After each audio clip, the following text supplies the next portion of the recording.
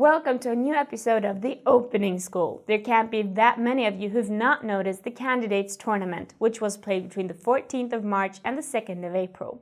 The Candidates Tournament pitched the absolute top against each other during 14 rounds for the right to challenge world champion Anand for the title. With such high stakes, there was obviously a lot of really interesting games and openings. One of those worth looking at was the game between the two Russian super grandmasters Peter Svidler and Alexander Grischuk. Wouldn't you say, Adriana? Of course, that's why we picked it.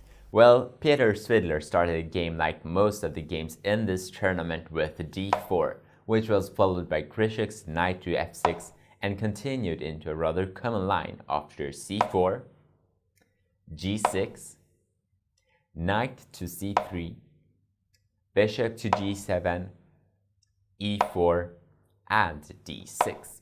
White is taking complete control over the center, but knows that black soon will come to challenge him for it, either by playing e5 or c5.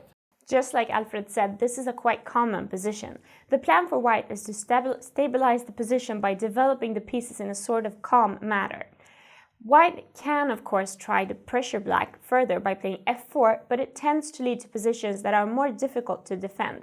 And why should you make life more difficult, right? Right, but Svidler opted for the in-between way by playing f3, strengthening his fortress. Grischuk castle kingside. It's easy to dismiss this move as bad. White placed the king on such an exposed position considering the possibility for white to advance with the g and h pawn. But the fact is that such advances often lead to white's destruction since he suddenly gets too many weaknesses which easily can be exploited, while black on the other hand has an easy position to defend. Even if you feel that exciting rush of wanting to go into a full attack mode against the king's side, it's very important to round up your troops before you start, i.e. to develop all of your pieces properly before engaging in the attack. So Svidler played bishop to e3. Up to this point, black hasn't been especially aggressive, but that changed now when Grischuk decided to push forward in the center with c5. Imagine this position but with the pawn on g4 and the bishop back on c1. You don't have to be super skilled to realize that white will have a hard time to keep his position from crumbling apart. If we return to the game, the first thought that might pop up in your head is that we now can capture it on c5, winning a pawn. After d takes on c5, d takes on c5, and bishop takes on c5.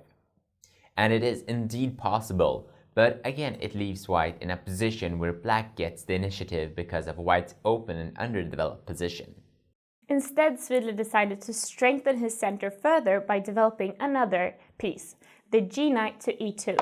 This was followed by knight to c6, d5, knight to e5, knight to g3 and h5. The black position is cramped, but white isn't that comfortable either, especially the knight on g3, which really has no good square to go to. White continued by playing bishop to e2, making space for the knight to move there after black's h4.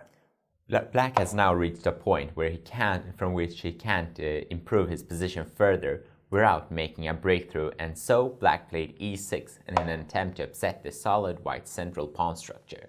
White took this chance to press the black e5 knight away by playing f4, and this is where the opening gets really out of hand, because here Grischuk surprised everyone by capturing on c4 with the knight.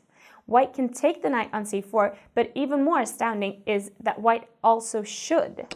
We have now reached a position where white is a piece up for a pawn, and there is really no forced way for black to regain his material. This is a pure sacrifice for the initiative. Grischuk continued by playing b5, and after bishop takes on b5 and e takes on d5, Svidler chose to play e5.